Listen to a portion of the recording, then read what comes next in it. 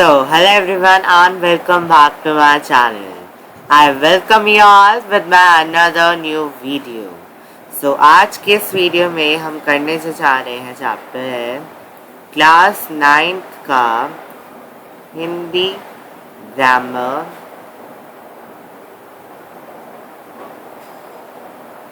और ये हमारा सबसे फर्स्ट चैप्टर आता है ग्रामर में। ग्रामर हमारी पेपर में सेक्शन बी में आती है, इसलिए सेक्शन बी व्याकरण का ही चैप्टर हम बोलेंगे। और चैप्टर है शब्द, पद और पदबंध। हमें क्लास 10th में आते हैं तो इसका हम थोड़ा सा बिल्कुल छोटा सा इंट्रो लेंगे, क्योंकि ऑब्वियसली क्लास 10th में भी आपको जाके इसको पढ़ना ही है, तो उसके लिए हमें पहले से ही थोड़ी सी नॉलेज होनी चाहिए। तो मेन तो हमारे जो कोर्स में वो है शब्द और पद, लेकिन हम साथ में ऐड करके इसमें पढ़ रहे हैं पदबंध को। तो सबसे पहले हम बात करते हैं शब्द की। अब शब्द क्या होते हैं? तो शब्द वर्णों के मेल से बना स्वतंत्र सार्थक ध्वनि समूह शब्द कहलाता है। इसका मतलब क्या हुआ? वर्ण हमें पता है क्या होते हैं, का, खा, गा, गा, ड़ा और आ ई उ, ये सब हमारे वर्ण हैं। वर्णों के मेल से बना, इन सबको जब हम मिलाएंगे तो उनके जो जॉइन करने से जो एक स्वतंत्र सार्थक, स्वतंत्र मतलब जो कि ग्रामर के रूल्स से बिल्कुल भी ना बंधा हुआ हो। ग्रामर का रूल्स मतलब कि जैसे कि खा रहा है और खा रही है, तो ये लिंग के बेसिस पे हमने दोनों को अलग अलग कर दिया। और वरना ऐसे हम कई जगह पे डिफरेंस कर सकते हैं। तो जो इन वाले रूल्स से जो बिल्कुल भी बंधा हुआ ना हो, और जो सार्थक हो, सार्थक मतलब जिसका कोई मीनिंग निकल के आता है। जैसे अगर हम बोले कमल, तो कमल का मतलब एक फ्लावर होता है, इसका मीनिंग निकल के आ रहा है। ध्वनि समूह, और इनसे एक ध्वनि जनरेट हो रही है, तो ऐसे हम समूह को क्या बोलते हैं? शब्द बोलते हैं। शब्द वर्णों के मेल से बनते हैं, इसका MCQ के क्वेश्चन आ सकते हैं। शब्द सार्थक ध्वनि समूह अक्षरों का समूह होते हैं। वही बात है जो भी ऊपर बताई गई थी। आँच, पानी, ताकत अक्षर समूह भी हैं और सार्थक शब्द भी हैं, क्योंकि इनसे अर्थ की अभिव्यक्ति हो रही है। इनसे एक अर्थ भी निकल के आ रहे हैं तीनों शब्दों से। ये सार्थक भी हैं और ये एक अक्षर का समूह भी है। तो जब ये तीनों क्राइटेरिया फिट हो गए इनमें, तो ये क्या बन गए? शब्द बन गए। इसके विपरीत जा, नीपो, तताग आदि अक्षर समूह तो है, लेकिन इनका कोई मीनिंग नहीं है, तो इन्हें हम शब्द नहीं कह सकते, क्योंकि अर्थ ही शब्द का प्रधान लक्षण है।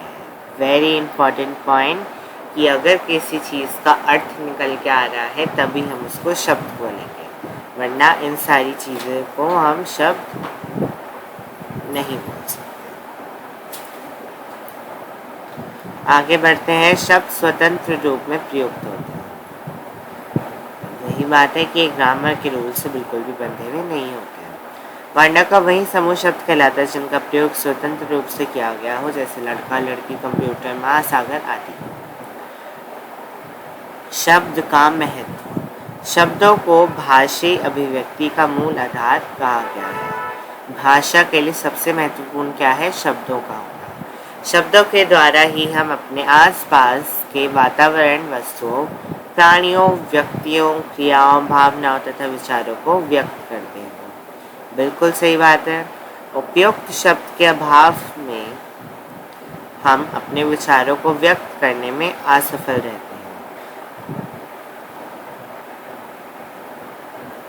मतलब जो अभी हमें ये वर्ड्स बताए गए थे, जा, नीपो, तताक, तो इन सब की वजह से हम अपने विचारों को व्यक्त नहीं कर पा रहे थे, हम असफल हो रहे थे। तो इसी वजह से कहा गया है कि शब्द को भाषा में अत्यधिक महत्व है। शब्द भाषा का वैभव है और संपदा भी। शब्द भंडार, शब्द भंडार का मतलब क्या है? किसी शब्द में प्रयोग हो रहे या हो सकने वाले सभी शब्दों को के समूह को उस भाषा का शब्द भंडार कहा जाता है। मीन्स एक सेंटेंस में जो भी शब्द यूज़ किए जा रहे हो, जिनका समूह हो, उन सबको मिला के हम शब्द भंडार कहते हैं। ये ऑल्दो हमारे सिलेबस में नहीं है, लेकिन हम बिल्कुल माइन्यूट से माइन्यूट चीज़ भी समझेंगे। जिस भाषा का शब्द भंडार जितना अधिक विशाल होता है, वह भाषा उतनी ही समृद्ध मानी जाती है। जितना अच्छा शब्द भंडार उतनी अच्छी भाषा। हिंदी एक सजीव भाषा है जो अपने प्रवाह क्रम में अनेक स्रोतों से शब्द को ग्रहण करती है और उन्हें आत्मसात करती आई है। प्रत्येक भाषा का शब्द भंडार घटता बढ़ता रहता है। समय के साथ साथ नए शब्दों का समावेश होता रहता है, जैसे इंटरनेट, वेबसाइट, चिप आदि नए शब्द आजकल जुड़ते जा रहे हैं, क्योंकि काफ़ी अच्छे अच्छे से शब्द हैं। देखिए, इनसे हमारा जो शब्द भंडार है वो इन्हांस होता है, और ऐसे शब्द आजकल हमारे शब्द भंडार में अधिक से अधिक जोड़े जा रहे हैं। इसके बाद बढ़ते हैं हम पद की तरफ। पद को क्या बोलते हैं? प्रत्येक स्वतंत्र सार्थक वर्ण समूह शब्द कहलाता है, किंतु वाक्य में प्रयुक्त होने पर वह स्वतंत्र नहीं रहता, और वाक्य में प्रयुक्त होने में और व्याकरण के नियमों में बनने से उसमें परिवर्तन आ जाता है और वो शब्द ना रहकर पद कहलाने लगता है। तो इसमें बिल्कुल भी कंफ्यूज नहीं होना है। इसका मतलब सीधा सीधा ये है कि जो भी शब्द वाक्य में प्रयुक्त किए जा रहे हैं, उनको हम शब्द नहीं कहते, उनको हम पद कहते हैं, क्योंकि वो वहाँ पे व्याकरण के नियमों में से बंधे हुए होते हैं। आगे बढ़ते हैं। उदाहरण के लिए स्वतंत्र शब्द अगर हम कहें तो रवि मोबाइल खरीदा, दिल्ली हाट, दक्षिणी दिल्ली, ये कुछ स्वतंत्र शब्द हैं। लेकिन अगर हम इन्हीं शब्दों को वाक्य में प्रयोग कर दें, जैसे रवि ने मोबाइल खरीदा, अब ये जो यहाँ पे मोबाइल, रवि और खरीदा है, ये तीनों व्याकरण के नियमों में बंध के एक वाक्य बना रहे हैं, और वाक्य में प्रयुक्त होने पर ये पद कहलाए जाएंगे। दिल्ली हाट, दक्षिणी और दिल्ली, ये तीनों स्वतंत्र शब्द थे, लेकिन जैसे ही हमने इनसे एक वाक्य बना लिया, इनको व्याकरण के नियमों में बांध दिया, वैसे ही ये शब्द ना रहकर पद बन गया। यहाँ बाई और स्वतंत्र शब्द दिए गए हैं जो वाक्य में प्रयुक्त होने पर पद बन गए हैं। अब पदबंध जो आता है, ये हमारा क्लास 10th में आता है, इसलिए इसको हम पढ़ेंगे नहीं इतने अच्छे से। इसकी जस्ट एक छोटी सी मैं आपको बात बता देता हूँ कि इसमें हमें आखिर करना क्या होता है। और अगर यहाँ पे एक उदाहरण की देखिए, एक उदाहरण यहाँ पे दिया हुआ है, इसी की हेल्प से हम इसको समझ लेते हैं। सुंदर लड़का। जब वाक्य में एक से अधिक पद का प्रयोग किया गया हो तो उसको पदबंध बोला जाता है। जैसे कि यहाँ पे हो गया सुंदर लड़का। अब इसमें हमें कुछ नहीं करना था, हमें जो अंडरलाइन चीज़ है इसके लास्ट वाले वर्ड को हमें देखना होता है। जैसे कि यहाँ पे लड़का लिखा है, लड़का क्या होता है? संज्ञा।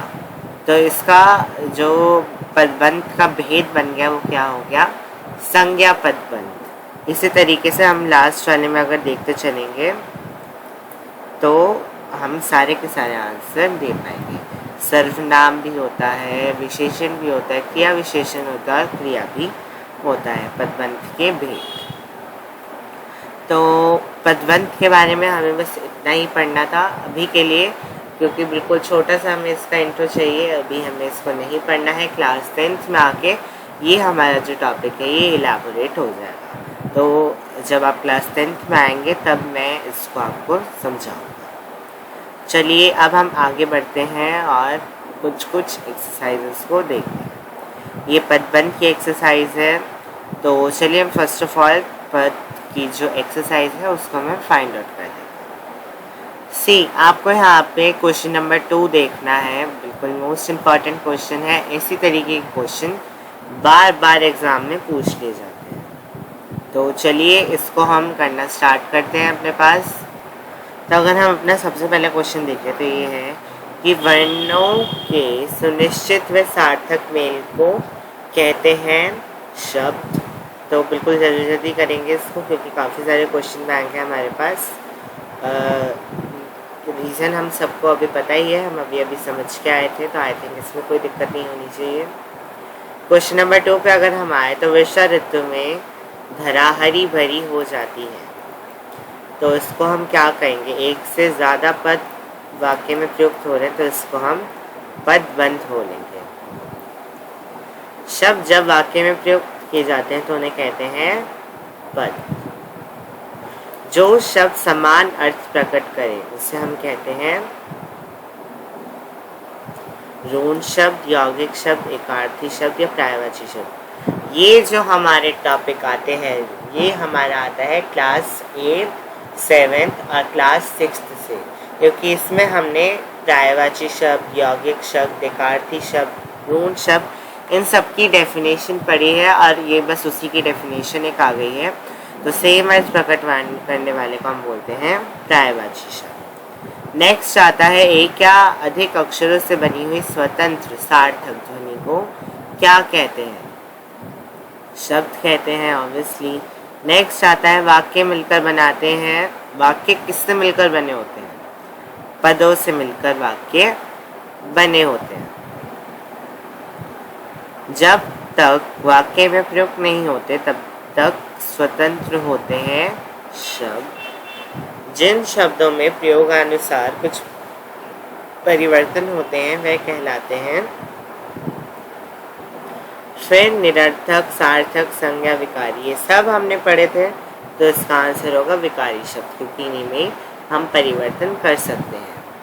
अविकारी शब्दों में परिवर्तन नहीं किया जा सकता। जो शब्द प्रयोगानुसार परिवर्तित नहीं होते वह क्या कहलाते हैं, अविकारी शब्द। इसका अपोजिट हो गया 8th नंबर का अपोजिट 9th वाला क्वेश्चन। 10th पे आते हैं व्याकरण के नियमों में बनने से शब्द ना रहकर बन जाते हैं पद। क्योंकि जब शब्दों को हम व्याकरण के नियमों में बांध देते हैं तो वो पद बन जाते हैं। शब्दों का अर्थ है, इसका ऑप्शन होगा घा, क्योंकि ध्वनियों से बनते हैं और वो स्वतंत्र भी होते हैं। क्वेश्चन नंबर 12 पे आते हैं पदबंध वाक्य का वह भाग है जिसमें एक या अधिक पद मिलकर एक व्याकरणिक इकाई का काम करते हैं। एक या एक से अधिक अक्षरों से बने स्वतंत्र शब्दों का प्रयोग होता है। एक या अधिक पद मिलकर एक व्याकरणिक इकाई का काम नहीं करते। एक या अधिक पद मिलकर विशिष्ट अर्थ देते हैं। तो इसका आंसर ए या डी में से आपको मुझे कमेंट सेक्शन में बताना क्या होगा, क्योंकि खा और गा तो बिल्कुल गलत है, लेकिन आई नो यहाँ पर स्टूडेंट्स के माइंड में दोनों में से कन्फ्यूजन होगी। So you have to tell answer and just pause the video. I am telling the answer as soon as you will resume the video. So pause the video and tell the answer in comment section. So I hope आपने answer लिख दिया होगा comment section में। Now it's my turn to tell the answer and answer is option number A. That is एक या अधिक पद मिलकर एक व्याकरणिक इकाई का काम करते हैं।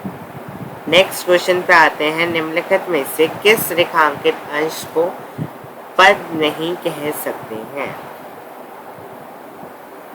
ऑब्वियसली हम ऑप्शन नंबर ए को पद नहीं कह सकते क्योंकि अकेला ही यहाँ पे प्रयोग हुआ है। नेक्स्ट 14th नंबर है कि निम्नलिखित में से अविकारी शब्द नहीं होते हैं। तो इनमें से कौन से अविकारी शब्द नहीं होते हैं। केवल और केवल सर्वनाम शब्द ही ऐसे हैं जो कि अविकारी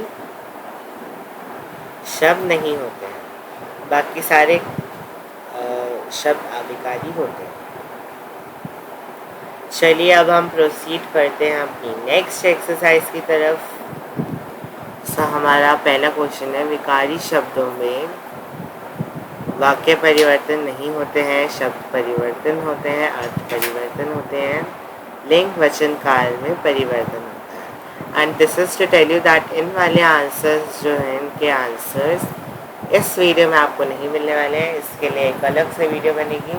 and for that till that time you have to answer these questions in the comment section, and those who will answer correct I will display their names in that video जहाँ पे कि हम इसके आंसर्स डिस्कस करेंगे।